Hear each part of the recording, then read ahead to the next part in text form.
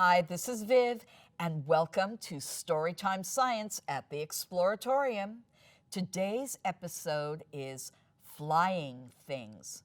We're going to read Rosie Revere, Engineer by Andrea Beaty, illustrated by David Roberts. And then we're going to do 3 activities. We're going to make 3 different kinds of flying things out of paper, and none of them look like airplanes. This is the story of Rosie Revere, who dreamed of becoming a great engineer. In Lila Greer's classroom at Blue River Creek, young Rosie sat shyly, not daring to speak. But when no one saw her, she peeked in the trash for treasures to add to her engineer's stash. And late at night, Rosie rolled up her sleeves and built in her hideaway under the eaves. Alone in her attic, the moon high above, dear Rosie made gadgets and gizmos she loved. And when she grew sleepy, she hid her machines far under the bed, where they'd never be seen. When Rosie was young, she had not been so shy. She worked with her hair swooping over one eye and made fine inventions for uncles and aunts, a hot dog dispenser and helium pants. The uncle she loved most was zookeeper Fred. She made him a hat to keep snakes off his head, from parts of a fan and some cheddar cheese spray, which everyone knows keeps the pythons away. And when it was finished, young Rosie was proud. But Fred slapped his knee and he chuckled out loud. He laughed till he wheezed and his eyes filled with tears, all to the horror of Rosie Revere, who stood there embarrassed, perplexed, and dismayed. She looked at the cheese hat and then looked away. "I love it," Fred hooted. "Oh, truly I do." But Rosie Revere knew that could not be true. She stuck the cheese hat on the back of her shelf, and after that day, kept her dreams to herself. And that's how it went until one autumn day, her oldest relation showed up for a stay. Her great-great-aunt Rose was a true dynamo who'd worked building airplanes a long time ago. She told Rosie tales of the things she had done and goals she had checked off her list one by one. She gave a sad smile as she looked to the sky. "The only thrill left on my list is to fly." But time never lingers as long as it seems. I'll chalk that one up to an old lady's dreams. That night, as Rosie lay wide-eyed in bed, a daring idea crept into her head. Could she build a gizmo to help her aunt fly? She looked at the cheese hat and said, "No, not I." But questions are tricky, and some hold on tight, and this one kept Rosie awake through the night. So when dawn approached and red streaks lit the sky, young Rosie knew just how to make her aunt fly. She worked and she worked till the day was half gone, then hauled her cheese-copter out onto the lawn to give her invention a test, just to see the ridiculous flop it might turn out to be. Strapped into the cockpit, she flipped on the switch. The helio-cheese-copter sputtered and twitched. It floated a moment and whirled round and round, then froze for a heartbeat and crashed to the ground. Then Rosie heard laughter and turned round to see the old woman laughing and slapping her knee. She laughed till she wheezed and her eyes filled with tears, all to the horror of Rosie Revere, who thought, "Oh no, never, not ever again will I try to build something to sputter or spin or build with a lever, a switch, or a gear, and never will I be a great engineer." She turned round to leave, but then Great-Great-Aunt Rose grabbed hold of young Rosie and pulled her in close and hugged her and kissed her and started to cry. "You did it! Hooray! It's the perfect first try. This great flop is over. It's time for the next." Young Rosie was baffled, embarrassed, perplexed. "I failed," said dear Rosie. "It's just made of trash. Didn't you see it? The cheese-copter crashed." "Yes," said her great aunt, "it crashed, that is true. But first, it did just what it needed to do. Before it crashed, Rosie, before that, it flew. Your brilliant first flop was a raging success. Come on, let's get busy and on to the next." She handed a notebook to Rosie Revere, who smiled at her aunt as it all became clear. Life might have its failures, but this was not it. The only true failure can come if you quit. They worked till the sun sneaked away to its bed. Aunt Rose tied her headscarf around Rosie's head and sent her to sleep with a smile ear to ear, to dream the bold dreams of a great engineer. At Blue River Creek, all the kids in grade 2 build gizmos and gadgets and doohickeys too. With each perfect failure, they all stand and cheer, but none quite as proudly as Rosie Revere. I want to do a little experiment. I have a book, in fact, the book we just read, and I'm going to drop it onto the table. What's going to happen? Let's find out. Woo! Straight down on the table, made a noise, made a little bit of wind, fluttered the paper. Now I'm going to drop this piece of paper onto the tabletop. What's going to happen? Is it just going to go thud? Maybe, maybe not. Let's find out. Do it from a little higher up even. It sort of floats down gently. Now gravity wants to pull on the piece of paper the same as it pulls on the book. So they should both drop at the same time. But what gets in the way of the paper, because it's really flimsy, air gets in the way of the paper. Air is really important for flying, and we can't really see it. We can breathe it, can kind of feel it maybe, but it's there. All right, now I'm going to try an experiment where I put the piece of paper on top of the book. And I'm going to hold it up above my head, and I'm going to let it drop to the tabletop. What do you think is going to happen?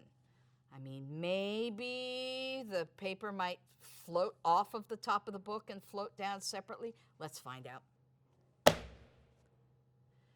The paper and the book fell because gravity is pulling on them exactly the same.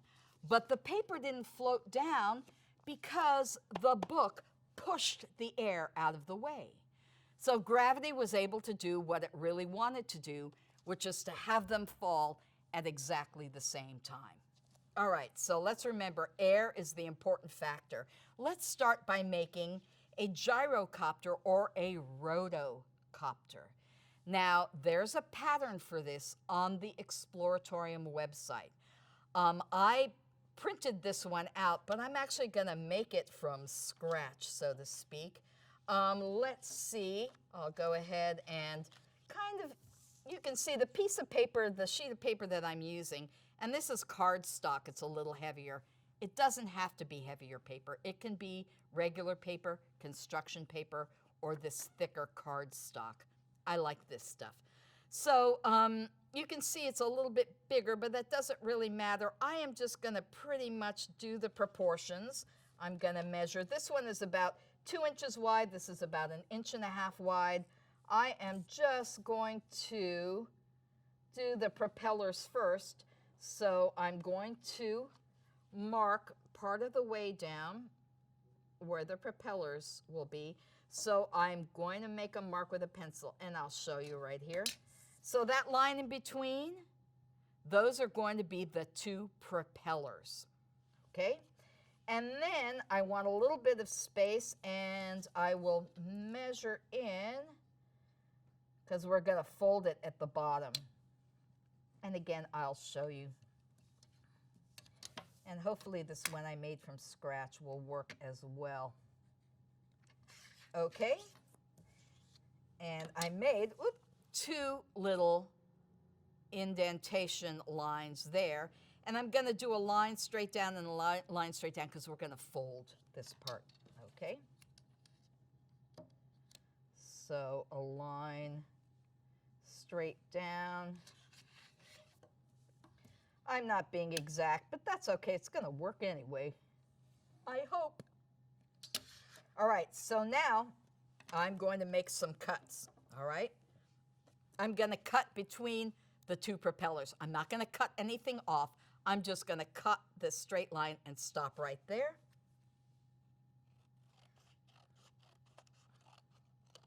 Okay, and stop. And now, again, I'm not going to cut anything off. I'm going to snip this line, snip, and I'm going to, I have to contort myself to do this. I'm going to do it for myself here, and then I'll show you. Snip on the other side. So I made 2 little snips right there. And now I'm going to fold those in. And I'm folding it so it will be a little heavier on the bottom, not so that gravity can pull on it any differently. It's still going to pull on it the same, but so that it'll cut through the air a little bit more. So you can see I folded, I made those 2 snips, and then I folded and I folded, okay? And I'm even going to fold a little piece at the bottom up just so that it can cut through the air even better. And ooh, I have some paper clips. I'm going to add a paper clip on the bottom just to hold that little fold-up flap in place and to help it cut through the air even more. Now you have your 2 propellers, and one has to fold one way, and the other one has to fold the other way. So I'm folding one this way, and then I'm folding the other one the other way. So they're opposite from each other. Now I'm going to try and throw it. You want to get as much height as possible from this. And I'm going to hold it by the paper clip.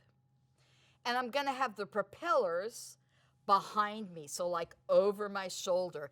And I'm going to pitch it like I'm pitching a softball.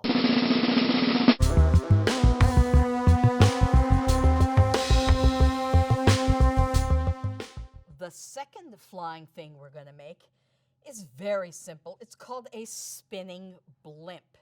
And for this, I like to use construction paper. Again, you can try regular paper, cardstock. They're good experiments to try different thicknesses and different weights of paper. But I like using construction paper for this one. So I have some, nice red construction paper. Oh, I have 2 sheets here. And I'm just going to cut a strip that is about, I'll measure it since I have a ruler here, and it's always handy to use your measuring tools. Oh, it's about 1 inch wide. So I'm just going to eyeball it. Cool. And I'm going to cut a strip of paper about 1 inch wide. It doesn't have to be super long. It could be another good experiment. Try different lengths of paper, different widths of paper. Now, because I want to attach it, I have to make a little bit of a cut. Again, I don't want to cut that all the way off. I just want to make a little cut, like a slot, so that it will fit with the little cut on the opposite side of the other end of it. That way, they'll just fit right in to each other, just like that. I'm going to go ahead and do it. So I'm going to cut about halfway in. And the other thing you want to think about is, how do I want my little wings? I guess we can call these wings. Do I want super big wings and a smaller body of my spinning blimp? Do I want a larger body and smaller wings? Good experiments. All of these are really good experiments to try. I'm going to, let's see, I'll do this about halfway. So I am going to make a little snip. Again, I'm not cutting anything off until I get halfway in. So I did that right there, okay? I didn't cut all the way through. I stopped when I got to the halfway point. Now I'm going to measure that went in, about 1/2 inch. So I'm going to take the opposite side, okay, the opposite end of the strip of paper, and instead of cutting in this way, I'm going to cut in that way. All right, let me turn it upside down, and again, I'm only going to cut halfway in. Okay, so now you have this little snip. It's on this side of the strip of paper, and now I have this little snip, which is on this side of the strip of paper. And now they should just sort of fit together. Oh, I don't have my wings exactly the same length, but that's okay. Let's fit it in there. All right, good. And it holds together.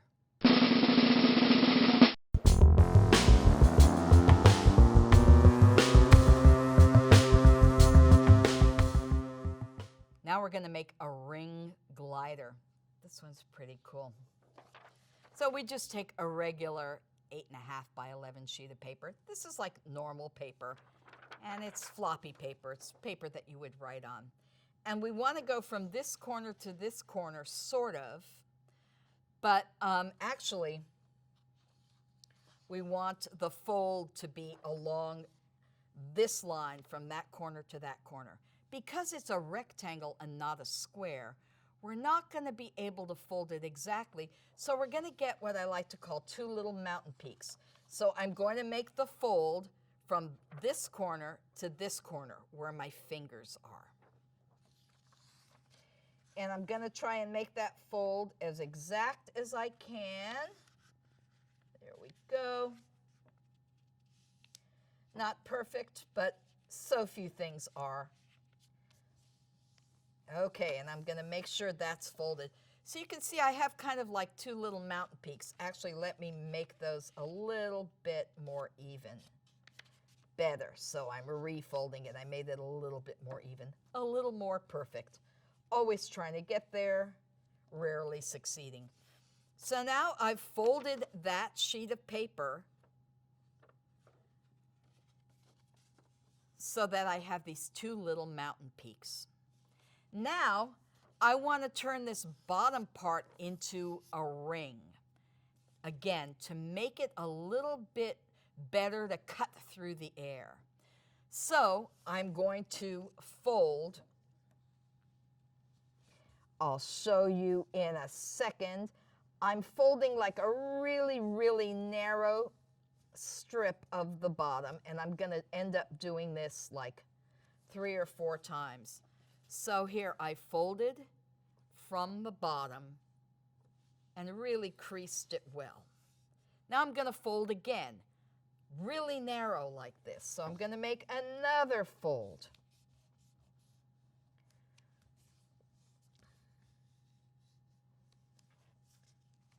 So I folded it yet again at the bottom. All right? It's a lot of paper here at the bottom. And I'm going to fold it yet again a 3rd time narrowly. I'm just going to fold that up.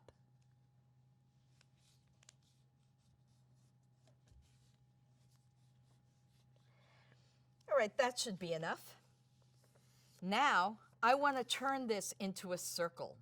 And the way I'm going to do that is like stretching the paper, and I'm going to use the edge of the table to do that. I'm going to hold it here, and I'm going to hold it here nice and securely because I don't want to tear this sheet of paper. I just want to run this along the edge of the table to start curving it a little. I'll show you what's going to start to happen.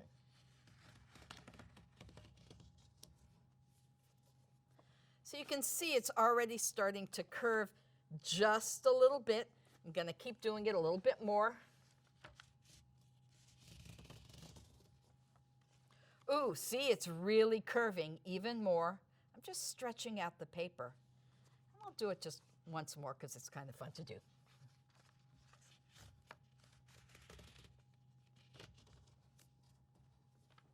All right, we have a nice curve. Now what I'm going to do is I am going to turn this into a circle. And this little tip right here is going to fit really well right in there, and I'm going to add a little piece of tape. You don't necessarily need to add tape, but it helps it stick together. So there, I slid this. Let me do that again. I've got this little point, and I'm going to just slide it right in there. Not super far, but just so you can see it even holds by itself. But I'm going to add some tape just to make sure.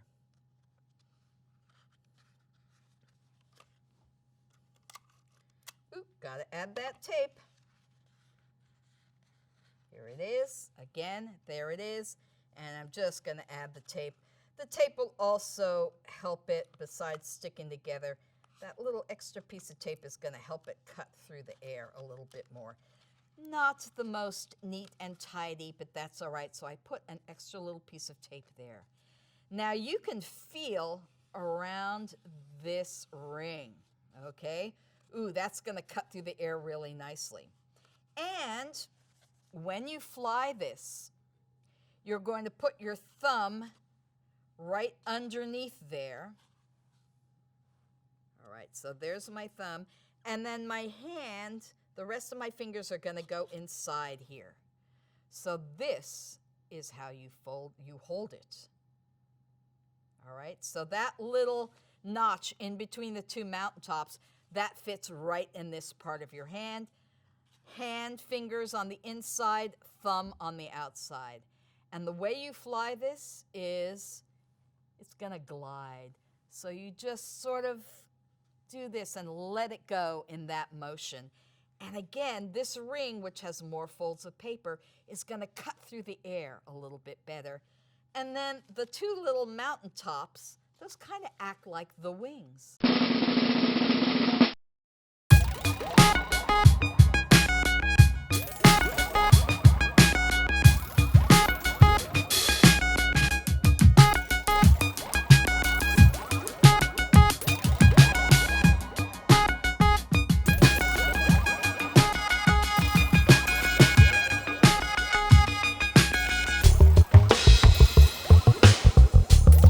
Poetry Corner.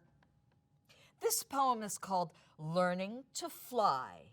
It's by Ken Nesbitt from the book The Biggest Burp Ever, Funny Poems for Kids, copyright 2014.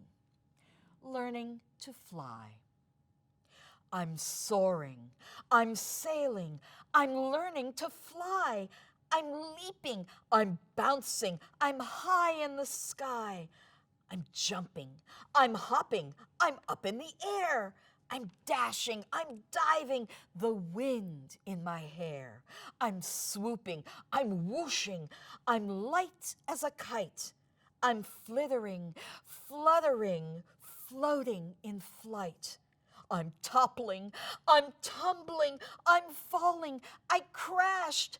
And whoopsie, my parents' new mattress is trashed.